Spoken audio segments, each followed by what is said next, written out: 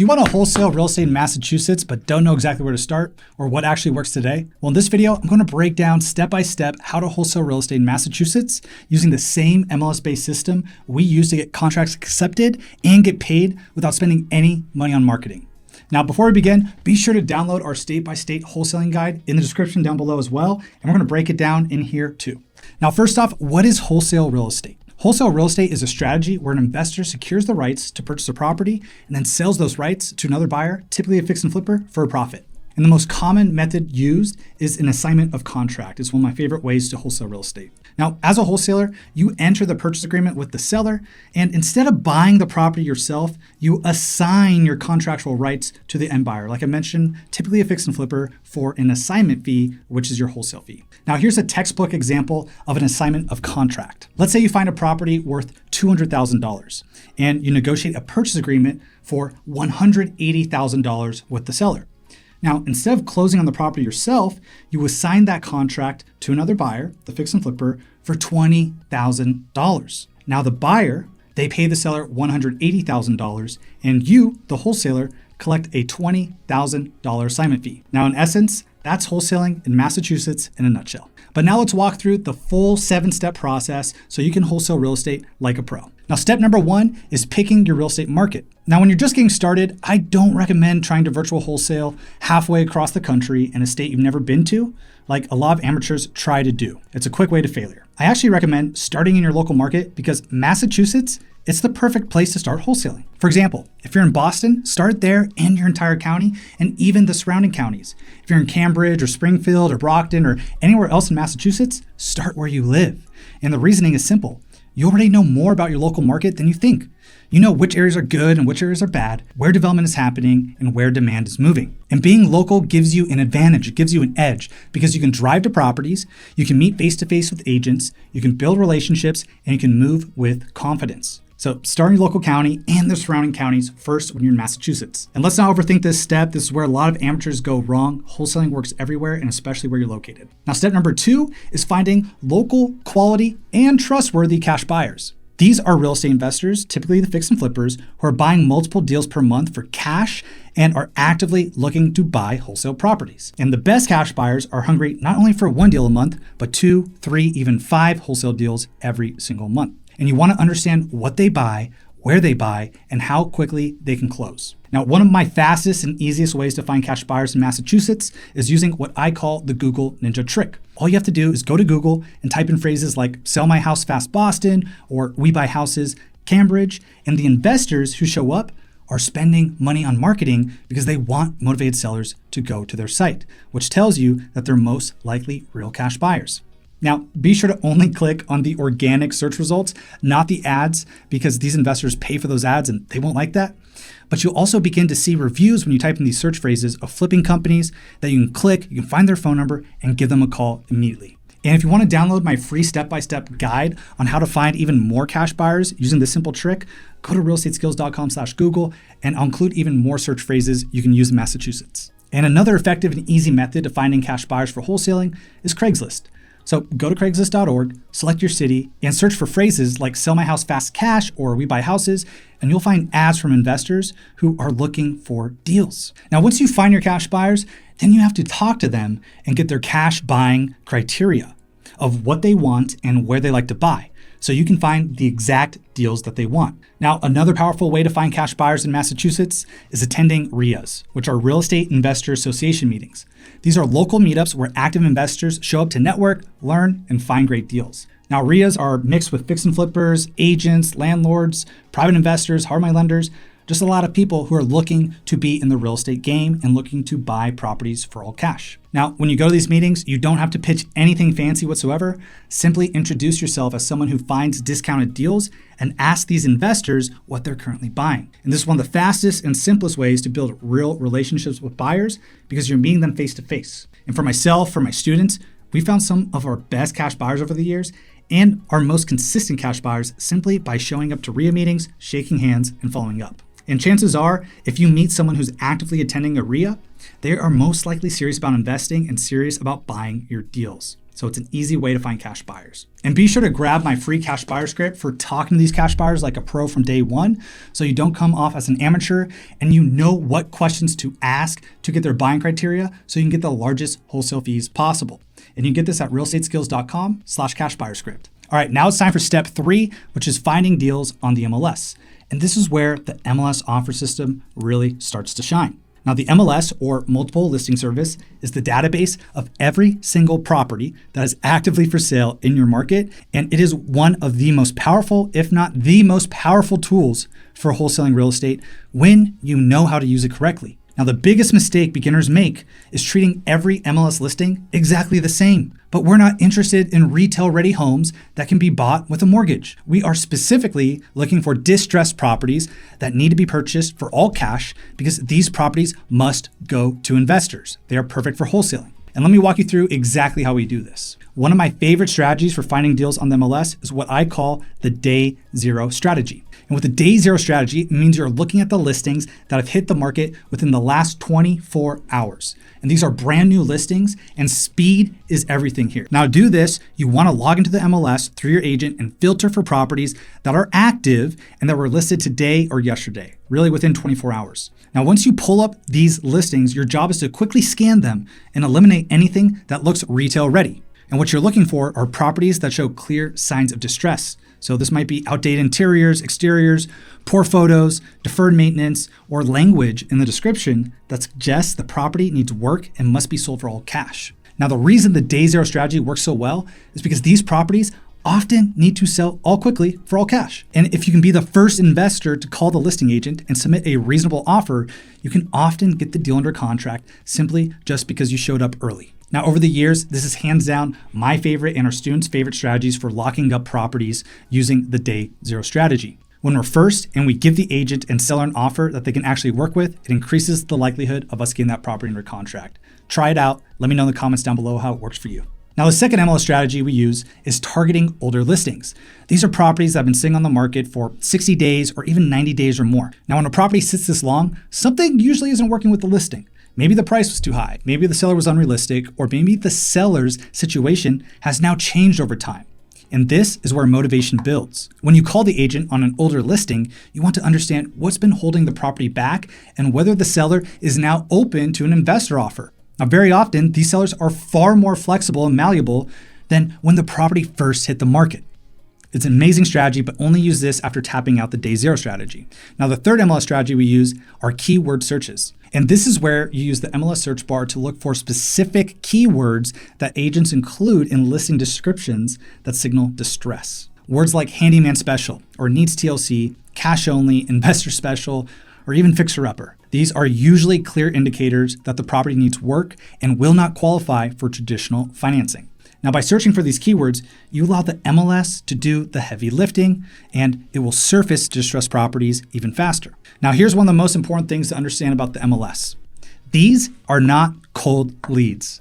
These are warm and hot leads. Every single lead that's active for sale in the MLS, the sellers raise their hand and has said, I am motivated to sell right now and I am open to offers. And agents are actively looking for buyers just like you, just like me as well.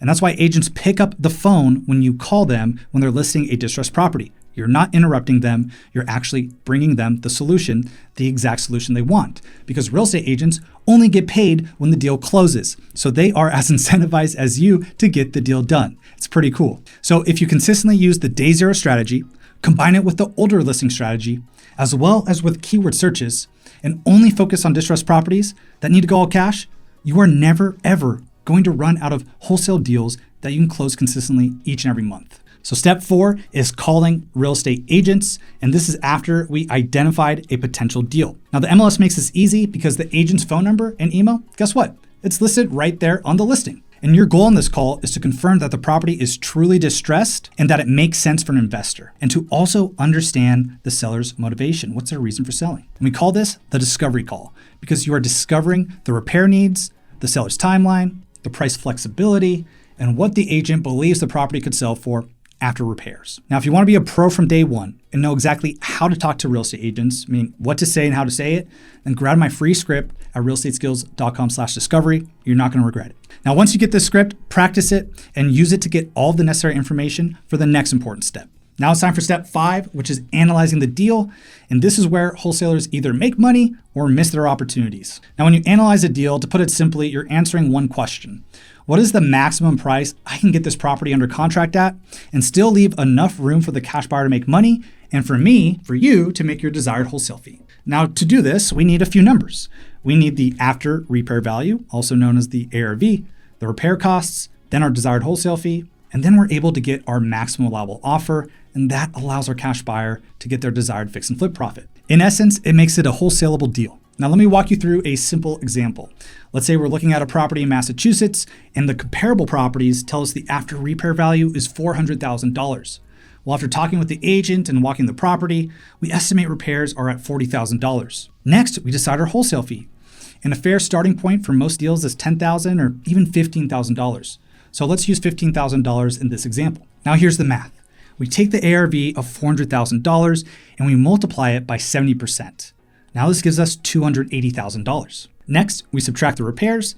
So $280,000 minus $40,000 puts us at $240,000. Then we subtract our wholesale fee of $15,000 from $240,000, and that puts us at $225,000. And so look what you have here. $225,000 is now our maximum allowable offer if we want a strong chance of wholesaling this deal and getting paid that $15,000 fee. Now, here's an important pro tip. If you want to be more competitive, if you want to get more offers accepted, you can use 80% of the ARV instead of 70%. And this will allow you to roughly offer 10% higher, which makes a huge difference when multiple investors are involved on the properties you're going after. Now, the most important thing when analyzing deals, the key is knowing when to be conservative and when to be aggressive based on the deal and the seller's motivation. And here's the reality. You don't want to be guessing or doing paper napkin math on these deals, especially if you're submitting offers consistently, which we recommend. And this is why I want to give you my free wholesale and flip deal calculator that lets you plug in all of your numbers, all the numbers we talked about, and know exactly where to offer. This is the same deal calculator I use on every single wholesale and flip deal, and I've been refining for over the last 13 years. So if you want to grab it for free, just go to realestateskills.com/calculator and you can give it a drive. Now, using a calculator like this will make you faster, confident, and far more accurate, which is exactly how us pros are able to get deals consistently on the MLS. Now it's time for step 6, which is submitting offers and negotiating. This is one of the most important steps in the entire process because you cannot wholesale a deal unless you get it under contract. And your goal here is to submit clean, professional, investor-friendly offers that real estate agents are comfortable presenting to sellers. Now, in most cases, a strong wholesaling offer includes a short inspection period and a fast closing timeline.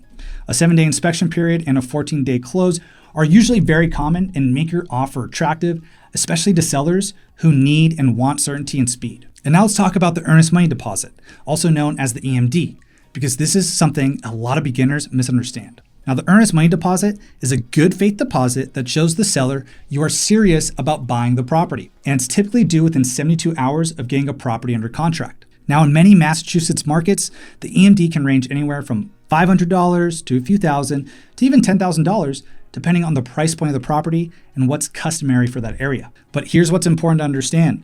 As long as your contract includes an inspection contingency, that earnest money deposit is usually refundable during this inspection timeframe. And this gives you the ability to inspect the property during that timeframe to line up your buyer and make sure the deal works without taking any unnecessary risk. And this is why we almost always recommend including at least a 7-day inspection contingency on each and every deal you're putting under contract, especially when you're getting started. Now, another key part of submitting professional offers is including a proof of funds. This is documentation that shows you have access to the money needed to purchase the property, and it dramatically increases your credibility with all agents involved. And if you want to learn how to get a free and fast proof of funds, then just check out realestateskills.com/proof, and I'll provide you 2 simple ways to get it, and you can get that in the description down below. Now, when agents see clean terms, realistic timelines, and a reasonable earnest money deposit, as well as the proof of funds, they take you seriously and are far more likely to present your offer to the seller in a positive way. Now, the last thing I'll say about offers is this. Always be a solutions provider. If the seller needs more time to close, adjust your closing date. If they need help with logistics, Be flexible, help them. If they need a U-Haul to move their stuff, get it. The cleaner and more accommodating your offer, the more deals you're going to win. And this can be the difference between doing 1 deal a month and 3. So do it. Now the 7th step is closing the deal. And this is my favorite step because this is where we get paid as wholesalers. This is where the transaction is finalized and the contract is assigned to the buyer and you get paid your wholesale fee. Now here's something important about Massachusetts. Massachusetts is an attorney closing state. That instead of a traditional title and escrow setup like some other states, a real estate closing attorney is usually running the closing process and coordinating all the documents, the settlement statement, and the transfer of funds. So what happens is this during this time frame. The cash buyer is going to close on the property. The seller is going to get the full amount of the purchase price that's on the contract. The closing attorney is going to coordinate all of the paperwork so the deal closes cleanly and professionally. And then you, as the wholesaler, are going to get paid your wholesale fee for assigning your contract rights. So congratulations, you did it.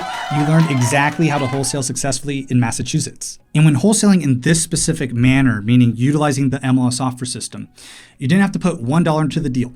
You didn't have to spend $1 in marketing to get this deal because you worked smarter, not harder, and you went after active distressed listings that are right there on the market in your area. So great job. Now, the next common question I get all the time is wholesaling real estate legal in Massachusetts? And let me tell you, yes, wholesaling real estate is legal in Massachusetts when you wholesale the right way. But it comes down to what you are actually selling and what you are actually marketing. Now, here's the key distinction and one of the most important things to understand.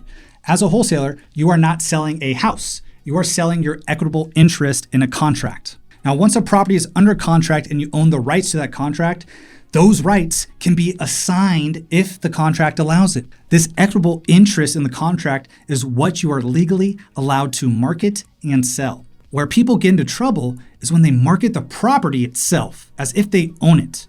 Now, if you advertise a house for sale, you're either acting like the seller of the house or you're acting like a real estate agent or broker without a license. So this is where you cross the line if you're not licensed. But when you clearly market your contractual rights, your equitable interest, and you're transparent that you do not own the property, you are now operating correctly, like a pro. And this is one of the reasons why the MLS offer system works so well. You're not pretending to be the owner. You're actually working through licensed real estate agents. You're using written professional contracts and assigning your equitable interests to another investor. So just remember this rule. If you market the house, that's what a real estate license is for. If you market your equitable interest, you are fine and you do not need a real estate license. So stay transparent, stay compliant, use proper language, use real contracts, and understand this distinction. And now you can wholesale confidently in Massachusetts, now, today, and for years to come. All right, and here are some quick pro tips for wholesaling in Massachusetts to increase the likelihood of you closing these deals. Number 1, focus on distressed properties with distressed sellers. So avoid the retail-ready homes that attract traditional buyers using mortgages. These are the properties that will go all cash, the distressed properties. These are the ones perfect for wholesaling and for fixing and flipping. These are the ones you want to go after, all right? Now, number 2, target active listings because these give you the highest likelihood of getting deals under contract. Don't be the newbie that goes after properties that are already under contract, meaning pending or contingent. Go after the ones that you can get under contract, which are active listings. You'll see that it will say active. Now, number 3, track written offers sent because a text or a phone call or a verbal offer is not an offer. An offer is only real when it is written, signed, and submitted. And generally, it can take anywhere from 10 to 15 written offers sent to get a deal under contract that you can wholesale and even fix and flip. Now, from wholesaling over the last 13 years and being part of hundreds of deals, helping thousands to get started wholesaling, flipping, and investing in real estate, I've learned something very important. And it's that there is still an abundance of opportunity out there right now. And anyone, including busy people with full-time jobs, including people watching YouTube, can tap into it and start building the real estate business they've always wanted. And if you want help taking the next step, I create a free training that walks you through our MLS offer system, the same one I talked about in this video, the same one I broke down in these 7 steps. And this will allow you to find deals faster, submit better offers, and actually start getting contracts accepted. And if you want to check it out, just go to realestateskills.com/training, and I'll put that in the description down below. At this training, I'm going to show you the best place to find wholesale and flip deals, how to get these deals on demand and with predictability, and how to close with buyers who are ecstatic to work with you and pay you large wholesale fees, like $10,000, $15,000, even $20,000 per deal. Now, obviously, there's no obligation to checking out this training.